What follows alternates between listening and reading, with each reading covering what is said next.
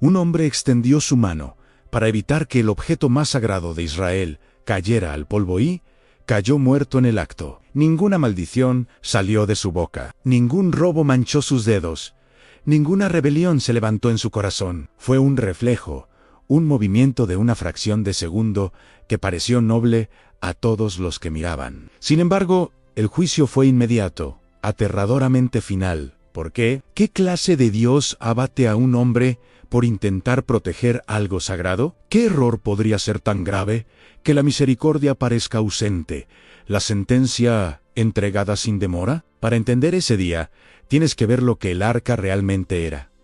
No un recuerdo religioso, no una mascota nacional, no un amuleto de la suerte. El arca del pacto era el lugar donde el Dios invisible eligió hacer conocer su presencia, un punto de contacto terrenal con el trono del Altísimo. Era sagrada más allá del instinto humano, más allá del sentido común, más allá de la lógica de las buenas intenciones. Esta es la historia de Usa, pero también es la historia de Israel, olvidando lo que significa la santidad y de Dios, negándose a permitir que su gloria sea tratada como carga ordinaria. Es una advertencia tallada en la historia, y todavía habla al alma moderna que piensa que la fe es principalmente sinceridad, emoción e intentar hacer lo mejor posible, porque cuando te acercas al fuego de Dios, la sinceridad no es lo mismo que la obediencia. Mucho antes de que Usa naciera, un pequeño cofre recubierto de oro puro se convirtió en el objeto más temido y honrado sobre la faz de la tierra.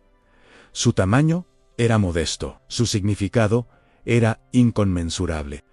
Dios mismo lo describió a Moisés en el Sinaí, a madera de acacia, oro por dentro y por fuera, anillos en sus lados, varas insertadas a través de esos anillos, y una tapa llamada el propiciatorio, oro macizo coronada por 2 querubines, cuyas alas se extendían hacia adelante como guardando un secreto eterno. El arca no era santa porque era hermosa, era santa porque Dios dijo: allí me encontraré contigo. Era el lugar del pacto, la señal de que el Creador no estaba distante, ni silencioso, ni indiferente. Él estaba entre su pueblo. Dentro del arca había testimonios físicos a las tablas de la ley, la vara de Aarón que floreció, y una porción de maná. El arca contenía recordatorios de que Dios ordena, Dios provee y Dios designa. Pero también contenía algo más pesado que artefactos ante el peso de la presencia. Israel no poseía el arca.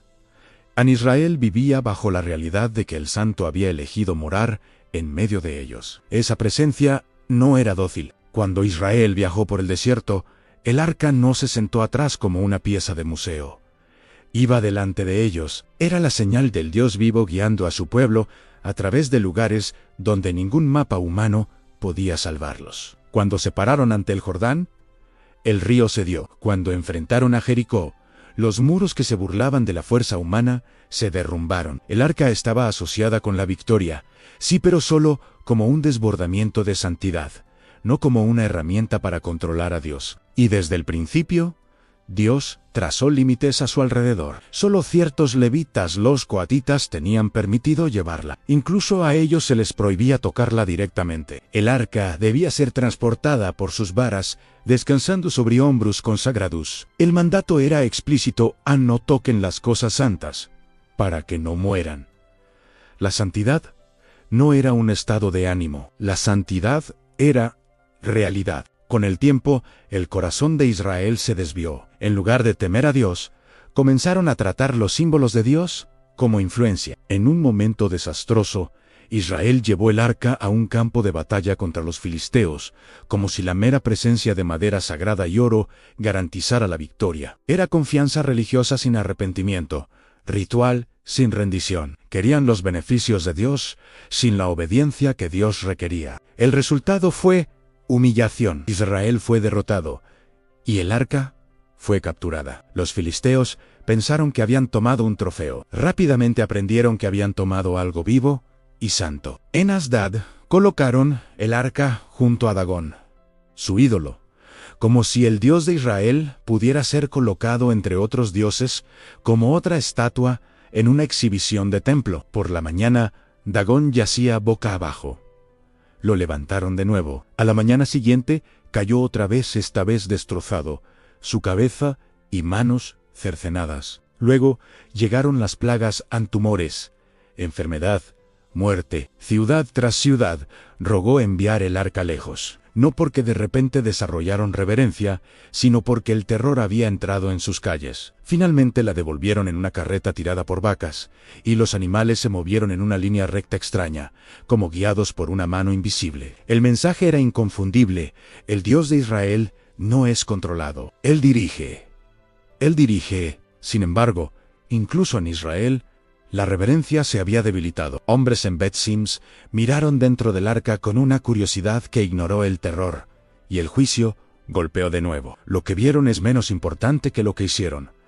Trataron lo santo como entretenimiento, lo sagrado como un rompecabezas para abrir, y muchos cayeron muertos. Así que el pueblo envió el arca lejos una vez más. Esta vez a las colinas de Kirjat Jearim, a la casa de un hombre llamado Abinadab. El arca reposó allí durante años, décadas. Se sentó en un lugar tranquilo, lejos del ruido de la política nacional y la rutina de la adoración formal. Exteriormente, era un cofre cubierto en una habitación. Espiritualmente, era como vivir con un volcán durmiendo detrás de una puerta cerrada. Los hijos de Abinadab crecieron con esa presencia en su hogar. Usa y ahí, o vivieron a la sombra del objeto más santo que su nación poseía. Aprendieron la regla, aprendieron la distancia, aprendieron la precaución, escucharon las historias de lo que sucedió a aquellos que trataron el arca descuidadamente. Conocían las advertencias transmitidas a través de generaciones. Pero hay un peligro que crece en años lentos, en la familiaridad. Cuando algo sagrado se convierte en parte del fondo, el corazón humano puede dejar de temblar. No porque lo santo sea menos santo, sino porque el corazón está menos despierto. La rutina diaria embota el filo del asombro, y la proximidad puede engendrar una comodidad peligrosa. Usa probablemente se consideraba a sí mismo cuidadoso, responsable, confiable. Ahí, o era más abierto, más expresivo, más alegre. Ambos eran conocidos como los guardianes del lugar de reposo del arca, y porque nada dramático sucedió durante tanto tiempo, el sentido de peligro se desvaneció. El arca se convirtió en parte del mobiliario de la historia, todavía respetada, pero no temida de la manera en que se temía al Sinaí. Mientras tanto, Israel tropezó a través de cambios de liderazgo. El reinado de Saúl se levantó y cayó. La nación luchó, se fracturó, se reagrupó, y el arca permaneció en la casa de Abinadab, casi olvidada, hasta que David se convirtió en rey. David unificó las tribus y capturó Jerusalén. Construyó un nuevo centro político, pero quería más que poder. David no era solo un estratega, era un adorador. Sabía que la grandeza de Israel nunca fue destinada a ser medida solo en ejércitos, muros y riqueza. La vida de Israel era la cercanía de Dios. Había visto lo que sucedía cuando las naciones dependían solo de la fuerza militar. Entendía que el trono sin el arca era solo un asiento de ambición humana. David quería que Jerusalén fuera diferente. No solo una fortaleza, sino un lugar de morada para la gloria divina. Así que David decidió llevar el arca a Jerusalén para hacer de la ciudad no solo su capital, sino el centro de la adoración de Israel.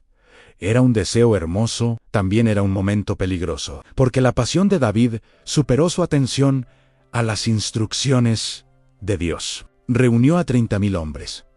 Los músicos se prepararon, la celebración explotó a través de la tierra. Esto era renovación nacional, restauración espiritual, un regreso de la gloria, así parecía. Y luego vino el primer error fatal. El arca fue colocada en una carreta nueva. Parecía sensato, parecía seguro, parecía digno. También era una violación directa del mandato de Dios. El arca no debía ser llevada como carga común, debía ser llevada por hombros consagrados, usando las varas, con procedimiento reverente. Nadie protestó. La multitud estaba demasiado emocionada para cuestionar detalles. El momento se sentía demasiado santo para detenerse por instrucciones. Incluso los líderes fueron arrastrados por la corriente de celebración. Parecía imposible que algo tan lleno de buenas intenciones pudiera estar mal. Usa, y ahí, o fueron elegidos para guiar la carreta. Tenía sentido para todos, habían vivido con el arca, la cuidaron, la respetaron. ¿Quién más podría hacerlo mejor? Pero la misma razón por la que fueron elegidos llevaba la semilla de la tragedia. Conocían el arca tan bien que ya no se sentía aterradora. La procesión comenzó.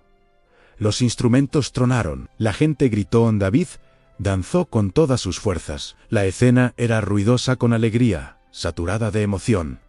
Parecía avivamiento, pero el cielo no estaba impresionado.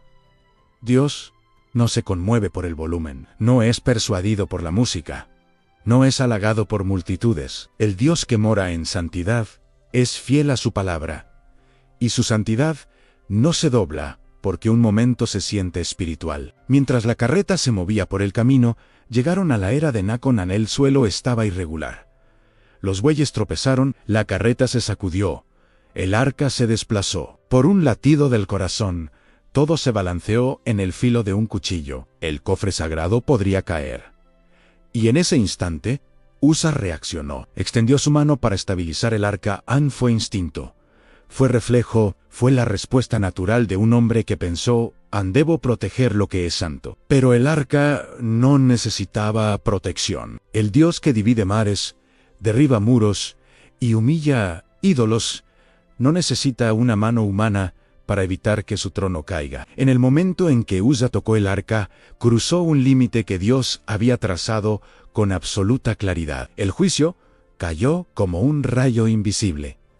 La música murió a la multitud, se congeló. La danza de David se detuvo a mitad de movimiento. Usa se derrumbó junto al arca muerto. Una alegría que había estado subiendo como fuego fue extinguida en un instante por un fuego mayor en la santidad. La gente miró el cuerpo como si sus ojos no pudieran aceptar lo que estaban viendo. Usa había sido su elección segura, su guardián de confianza, su hombre responsable, y sin embargo yacía inmóvil, su mano todavía extendida como si ni siquiera hubiera tenido tiempo de retirarla. El corazón de David se rompió no solo con dolor, sino con temor. Había querido honrar a Dios, había querido llevar gloria a Jerusalén, pero de repente la pregunta atravesó su ambición: ¿cómo puede el arca del Señor venir a mí? ¿Cómo traes la santidad cerca sin ser consumido? La procesión se detuvo. La celebración se colapsó en silencio.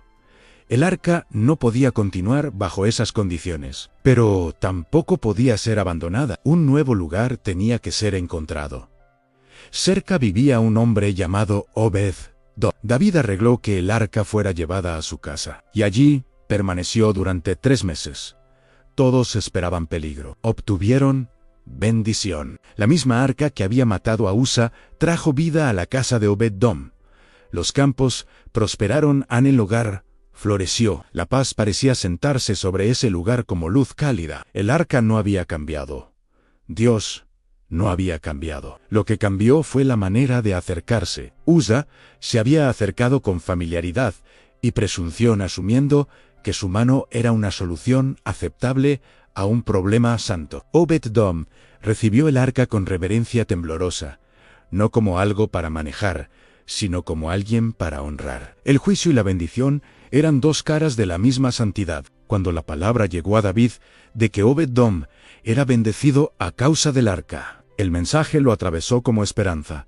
Dios no se había retirado. La historia no estaba terminando en temor. La gloria todavía deseaba morar entre el pueblo, pero solo en la manera que Dios ordenó. David hizo lo que debería haber hecho primero. Buscó la ley, consultó a los sacerdotes, escuchó y descubrió que la tragedia no fue aleatoria. Las instrucciones siempre habían estado allí. El arca no debía ser llevada en una carreta, debía ser llevada por los levitas, en las varas, con consagración. David reunió a los levitas, los llamó a santificarse, organizó la procesión según el orden de Dios. Esta vez no habría atajos, ni métodos prestados, ni innovaciones impresionantes. El día llegó de nuevo. El arca se movió de nuevo, pero ahora se movía lentamente, deliberadamente, reverentemente, sobre hombros, no ruedas. Y cuando la procesión comenzó, David no confió en la emoción para cubrir la desobediencia. Confió en que la obediencia invitaría a la bendición. Cada pocos pasos se ofrecían sacrificios. El ritmo mismo se convirtió en adoración. El viaje se convirtió en un altar. El pueblo no solo celebró, temió, honró, obedeció. Y esta vez no hubo muerte. Hubo alegría con pureza, celebración con temblor, gloria sin juicio. Desde un ángulo humano, la muerte de Usa puede parecer desproporcionada. Puede sentirse como una reacción exagerada y severa. Pero la historia enseña algo más profundo que la justicia humana. Usa no fue abatido porque Dios es cruel. Fue abatido porque Dios es santo. La santidad no es una sugerencia. La santidad no es una vibra. La santidad es el peso de la alteridad de Dios, su absoluta pureza, su autoridad, su derecho a definir límite. Usa pertenecía al pueblo del pacto. Tenía acceso a los mandatos de Dios. Debería haber sabido que las buenas intenciones no cancelan la instrucción divina. Su error no fue simplemente tocar una caja. Su error fue tratar la presencia de Dios como algo que podía ser manejado por el instinto humano. En ese momento, Usa asumió que el arca lo necesitaba. Y esa suposición fue irreverencia. No ruidosa, no odiosa, no burlona, solo irreverencia sutil, familiar, confiada. El tipo que crece cuando las cosas sagradas se vuelven normales. La muerte de Usa no fue solo un juicio sobre un hombre, fue una advertencia para una nación. No llevas la gloria en tus términos. No manejas la santidad con tus manos. Esta historia también señala hacia adelante. Bajo el antiguo pacto, el mensaje era claro: en la humanidad pecadora no puede tocar casualmente la santidad y vivir. El acceso requería mediación, consagración, sacrificio, límites. El arca era un sermón visible: Dios está cerca, pero no es común. Siglos después, vino otro hombre, uno que tocó lo que nadie más se atrevía a tocar. Tocó leprosos, tocó a los ciegos. Tocó a los muertos, y no cayó. En cambio, la vida fluía de él. Jesucristo no fue meramente un mensajero santo. Él era la santidad en carne. Donde Usa murió por tocar el símbolo de la presencia de Dios, Jesús llevó la presencia de Dios dentro de sí mismo. Se convirtió en el verdadero lugar de encuentro entre el cielo y la tierra. Y cuando murió, el velo del templo se rasgó, declarando un nuevo acceso no por atrevimiento humano, sino por gracia divina. Sin embargo, la gracia no borra la santidad, abre un camino hacia ella. El mismo Dios que juzgó la irreverencia todavía llama a su pueblo a acercarse con alegría temblorosa, audacia a través de Cristo, no audacia a través de la familiaridad. Las carretas han cambiado. Los caminos han cambiado. La música ha cambiado. Pero la tentación es la misma. Hoy la gente todavía intenta llevar la presencia de Dios con estrategias humanas, métodos prestados y plataformas impresionantes, nuevas carretas construidas de carisma, mercadeo, espectáculo y atajos. Muchos asumen que porque las intenciones se sienten sinceras, Dios debe aprobar. Muchos tratan la oración como rutina, la escritura como contenido, la adoración como actuación, el llamado como carrera, y a menudo el resultado no es un rayo visible, sino algo igual de escalofriante en silencio. El cielo no responde, no porque Dios se haya vuelto débil, sino porque la santidad no se negocia. La historia de Usa no pretende hacerte huir de Dios, pretende despertarte. Dice: no confundas la cercanía con el permiso. No confundas la emoción con la obediencia. No confundas la emoción religiosa con la reverencia. La santidad sigue siendo fuego, y ese fuego puede ser juicio cuando se acerca descuidadamente o bendición cuando se honra correctamente. La casa de Obed-Edom lo prueba. El arca no es solo peligrosa, es dadora de vida. La diferencia es la postura del corazón. Un detalle permaneció grabado en la memoria de Israel. El lugar donde sucedió recibió un nombre. Se llamó Perez Usa, el estallido contra Usa. Los nombres en la escritura no son decoración, son piedras memoriales. Cada vez que los viajeros pasaban por esa era, eran forzados a recordar que la santidad de Dios no es una doctrina abstracta, estalla, interrumpe, expone lo que las multitudes pueden ocultar, y nota lo que Dios no hizo, no golpeó a los bueyes, la carreta, los músicos, ni al rey en ese instante. Golpeó la mano que cruzó la línea. La lección fue precisa, Hanel, límite era real, y el propósito no era borrar la adoración, sino purificarla para que Israel aprendiera a regocijarse sin presunción, a celebrar sin atajos, a llevar la gloria sin imitar a las naciones. Usa no cayó porque odiaba a Dios. An cayó porque trató la santidad de Dios como manejable. Ese es el peligro antiguo en familiaridad sin temor. David aprendió, en Israel aprendió, el arca fue llevada de nuevo a la manera de Dios, y la bendición siguió donde la obediencia llevó. Así que la pregunta permanece para cada generación, incluyendo la nuestra. ¿Estamos intentando estabilizar cosas sagradas con nuestras manos, que Dios necesita nuestro control, o estamos dispuestos a llevar su gloria sobre nuestros hombros, con humildad, con obediencia, con alegría temblorosa, porque el Dios que mora entre los querubines no ha cambiado? Su misericordia es real, su amor es profundo, pero su santidad sigue siendo santa. Y cuando te acercas al fuego, el lugar más seguro no está en tus intenciones, está en la obediencia.